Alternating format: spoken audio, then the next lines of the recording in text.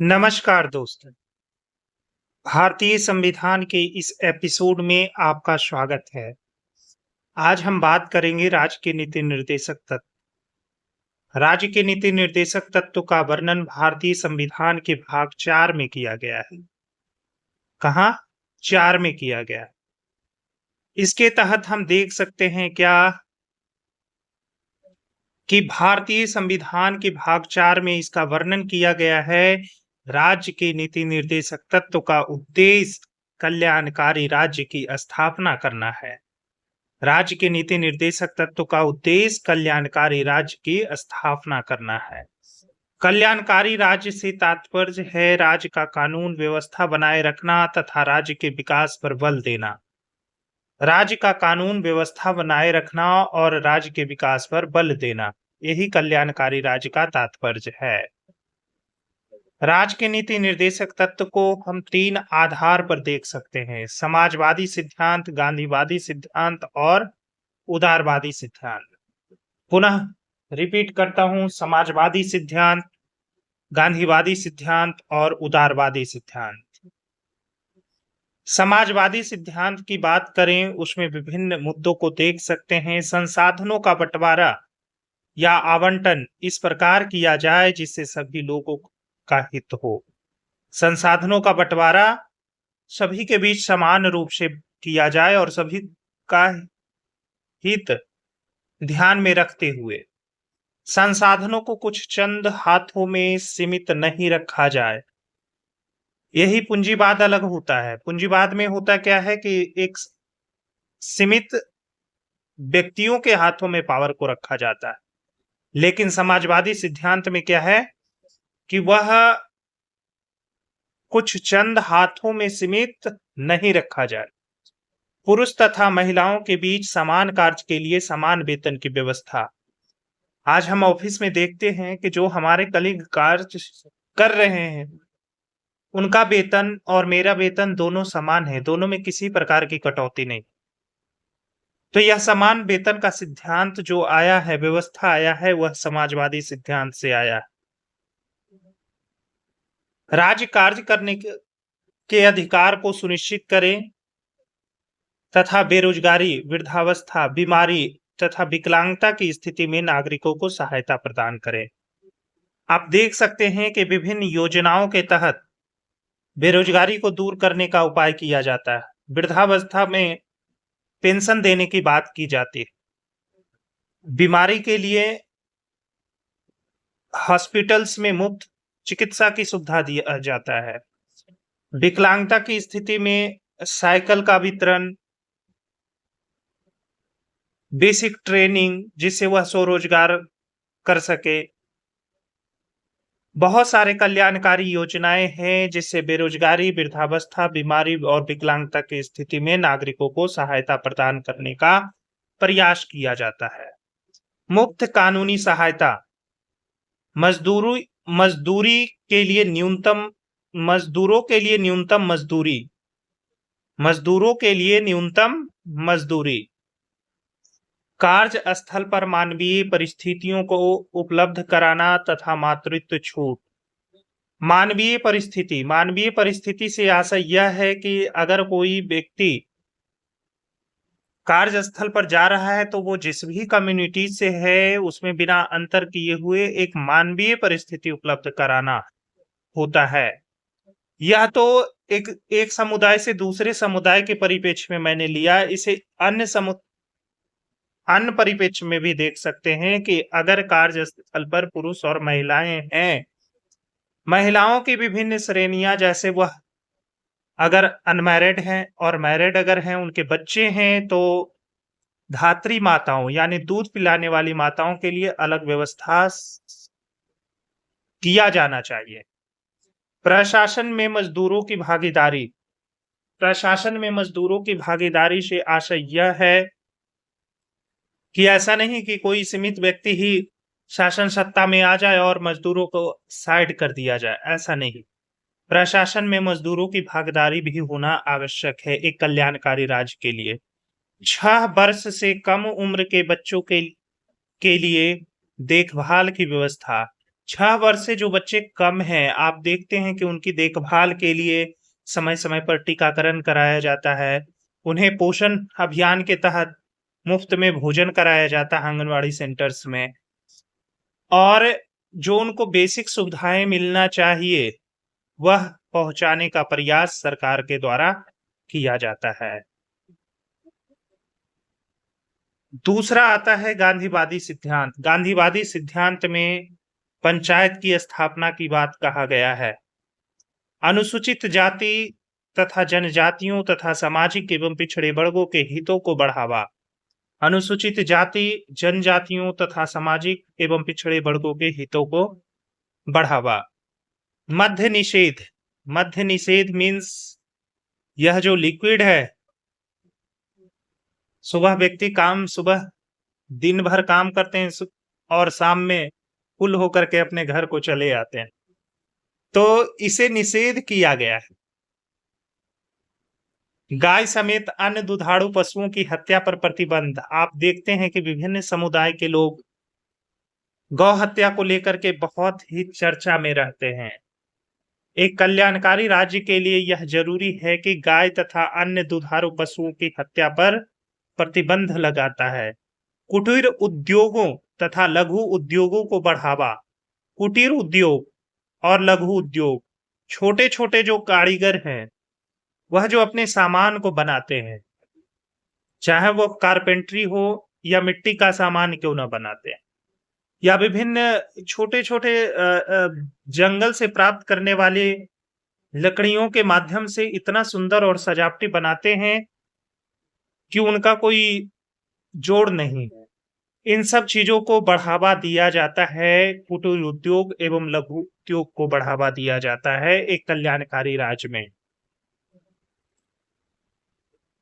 अगला बात करते हैं उदारवादी सिद्धांत। उदारवादी सिद्धांत के तहत हम देखते हैं क्या, समान आचार संहिता। समान आचार संहिता, सभी को समान न्याय, न्यायपालिका तथा कार्यपालिका में विभाजन, अंतर्राष्ट्रीय शांति तथा सुरक्षा को बढ़ावा। समान आचार संहिता। समान आचार संहिता से तात्पर्य यह है कि सभी को समान रूप से समझा जाए, सभी को समान न्याय और सभी को समान न्याय मिले। ऐसा नहीं कि कोई बहुत धनाढ्य व्यक्ति है तो उसके पक्ष में निर्णय सुना दिया जाए और एक गरीब मजदूर है जो दिन से रात मेहनत करके अपना पेट भरता है, उसके पक्ष में न्याय को नहीं दिया जाए। यह एक कल्याणकारी राज्य के लिए औचित्य नहीं है। कल्याणकारी राज्य के लिए सभी को समान न्याय देने की व्यवस्था करता है। न्यायपालिका तथा कार्यपालिका के बीच विभाजन, अंतर्राष्ट्रीय शांति तथा सुरक्षा को बढ़ावा देना, यह उदारवादी सिद्धांत में आता है। नीति निर्देशक तत्व की प्रकृति। अब हम नीति निर्देशक तत्व की प्रकृति देखेंगे कि आखिर ये क्या है। इन्हें कानून का संरक्षण प्राप्त नहीं है। नीति निर्देशक तत्व को कानून का संरक्षण प्राप्त नहीं है। जैसे हमारे संविधान की परिभाषाएं में है कि विधि का विशेष संरक्षण प्राप्त है। यह एक लिखित दस्तावेज है जिसे विधि का विशेष संरक्षण प्राप्त होता है, परंतु यह नीति निर्देशक तत्व जो हैं उन्हें कानून का संरक्षण प्राप्त नहीं है। यह राज्यों के लिए सकारात्मक आदेश के रूप में है। यह राज्य के लिए क्या है? सकारात्मक आदेश के रूप में। यह सामाजिक, आर्थिक एवं न्याय के प्रति एक कदम है। सामाजिक, आर्थिक एवं न्याय के प्रति एक कदम है। मौलिक अधिकारों और राज्य के नीति निर्देशक तत्व में संबंध। मौलिक अधिकारों तथा राज्य के नीति निर्देशक तत्वों में संबंध देखा जाता है इन माध्यमों से। संविधान के अनुच्छेद 37 में यह व्यवस्था दिया गया है कि राज्य के नीति निर्देशक तत्व को लागू न किए जाने की स्थिति में हम न्यायालय नहीं जा सकते हैं। अनुच्छेद 37 में यह व्यवस्था दिया गया है कि राज्य के नीति निर्देशक तत्व को लागू न किए जाने की स्थिति में हम न्यायालय नहीं जा सकते हैं। अभी मैंने बताया कि इन्हें कानून का संरक्षण प्राप्त नहीं है। दूसरी तरफ यह अनुच्छेद यह भी कहता है कि राज्य के नीति निर्देशक तत्व देश की शासन के लिए महत्वपूर्ण है तथा राज्य की यह जिम्मेदारी है कि अधिक से अधिक निर्देशक तत्वों को लागू करे जिससे एक कल्याणकारी राज्य के उद्देश्य की प्राप्ति हो सके। एक कल्याणकारी राज्य के उद्देश्य की प्राप्ति के लिए अधिक से अधिक निर्देशक तत्वों को लागू करना जरूरी होता है। यदि ऐसा कदम सरकार के द्वारा नहीं उठाए जाते हैं, वहां कहीं ना कहीं हम एक कल्याणकारी राज्य की तरफ से अपनी कदम को पीछे कर लेते हैं। चंपकई दोराई राजन बनाम मद्रास राज्य 1951 में सर्वोच्च न्यायालय ने यह बताया कि मौलिक अधिकारों का स्थान नीति निर्देशक तत्वों से ऊपर है। चंपकई दोराई राजन बनाम मद्रास सरकार 1951, इसमें बताया क्या? मौलिक अधिकारों का स्थान नीति निर्देशक तत्वों से ऊपर है। Reference Kerala education bill case 1957। सर्वोच्च न्यायालय ने सामंजस्यता का सिद्धांत दिया। सर्वोच्च न्यायालय ने क्या किया? यहाँ सामंजस्यता का सिद्धांत दिया। न्यायालय ने यह भी बताया कि मौलिक अधिकारों का तथा नीति निर्देशक तत्वों में कोई अंतर्द्वंद नहीं है, दोनों एक दूसरे के पूरक हैं। दोनों एक दूसरे के क्या हैं? पूरक है। न्यायालय ने दूसरे न्यायालय के लिए एक दिशा निर्देश जारी किया कि भविष्य में मौलिक अधिकारों तथा नीति निर्देशक तत्वों के संबंध में संबंधित मामलों में दोनों में से किसी को भी ऊंचा करार न दिया जाए, परंतु दोनों में से सामंजस्यता की बात किया जाए। मौलिक अधिकारों और निर्देशक तत्वों के बीच सामंजस्यता की बात करने के लिए कहा गया है, न कि किसी को ऊंचा और किसी को नीचा दिखाने की बात किया है। संविधान के 25वें संविधान संशोधन अधिनियम 1971 में अनुच्छेद 39B, 39C तथा 14, 19 और 31 से वरीयता दिया गया है। 25वें संविधान संशोधन जो है 1971 में, वह 39B, 39C को अनुच्छेद 14, 19 और 31 से वरीयता दिया गया है। कौन से अनुच्छेद को वरीयता दिया गया है? 39B और 39C, इन दोनों को वरीयता दिया गया है 14, 19 और 31 से। 42वें संविधान संशोधन अधिनियम 1976 में सभी निर्देशक तत्वों को सभी मौलिक अधिकारों से ऊंचा दर्जा दिया गया है। 42वें संविधान संशोधन में, यानी यह कब होता है? 1976 में सभी निर्देशक तत्वों को सभी मौलिक अधिकारों से ऊंचा दर्जा दिया गया है। मिनर्वा मिल्स केस 1980 में सर्वोच्च न्यायालय ने 42वें संविधान संशोधन अधिनियम 1976 के उस प्रावधान को असंवैधानिक घोषित किया जिसने नीति निर्देशक तत्वों को मौलिक अधिकारों से ऊंचा दर्जा प्रदान किया था। मिनर्वा मिल्स केस 1980 में सर्वोच्च न्यायालय ने 42वें संविधान संशोधन अधिनियम 1976 के उस प्रावधान को असंवैधानिक घोषित किया जिसने नीति निर्देशक तत्वों को मौलिक अधिकारों से ऊंचा दर्जा प्रदान किया था। सर्वोच्च न्यायालय ने इस केस में यह बताया कि संविधान का भाग 3 तथा भाग 4 एक दूसरे का पूरक है। संविधान का भाग 3 तथा भाग 4 क्या है? एक दूसरे का पूरक है तथा मौलिक अधिकारों एवं नीति निर्देशक तत्वों के बीच संतुलन संविधान का एक आधारभूत ढांचा है। मौलिक अधिकारों तथा नीति निर्देशक तत्वों के बीच संतुलन संविधान का एक आधारभूत ढांचा है।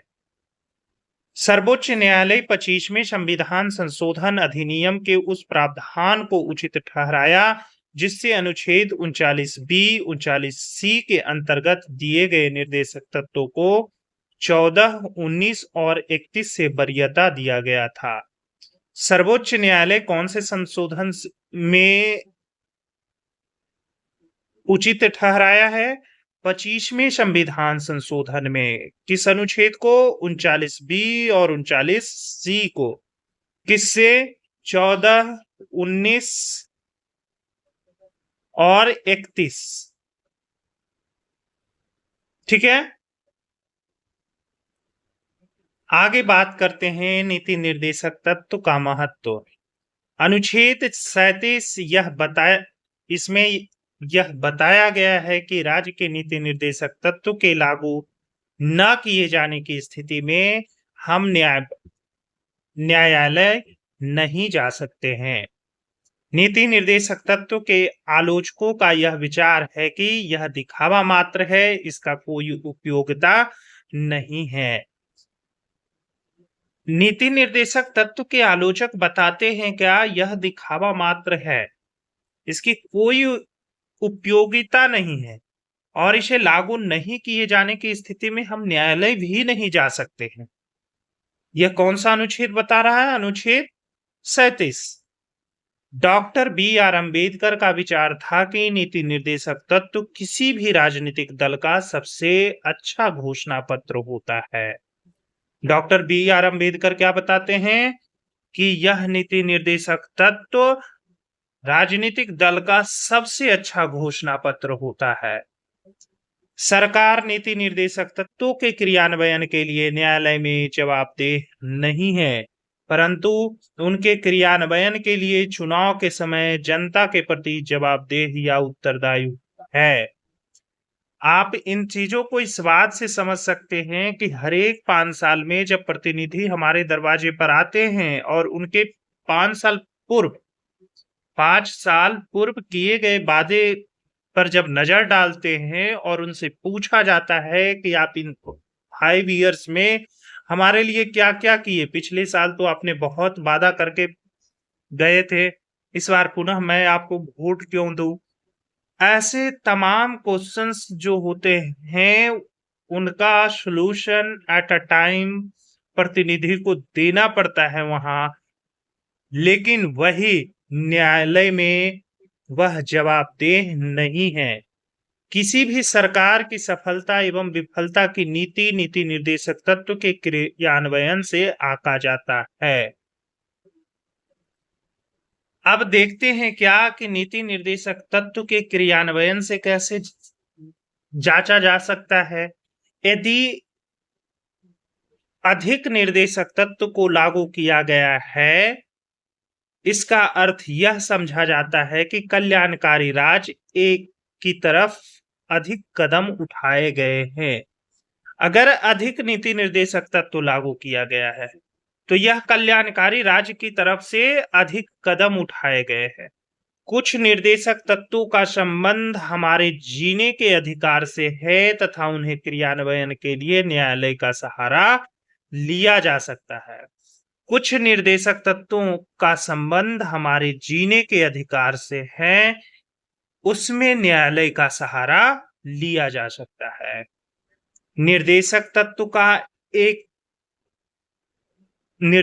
तत्व एक लाइट हाउस की तरह कार्य करता है। जिस तरह लाइट हाउस जहाज को दिशा दिखाता है, उसी प्रकार निर्देशक तत्व भी राज्य रूपी जहाज को कल्याणकारी राज्य की स्थापना की ओर दिशा दिखाते हैं।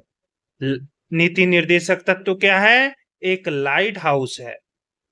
और लाइट हाउस क्या करता है? लाइट हाउस जिस प्रकार जहाज को दिशा दिखाता है, उसी प्रकार नीति निर्देशक तत्व राज्य रूपी जहाज को दिशा दिखाते हैं। धन्यवाद।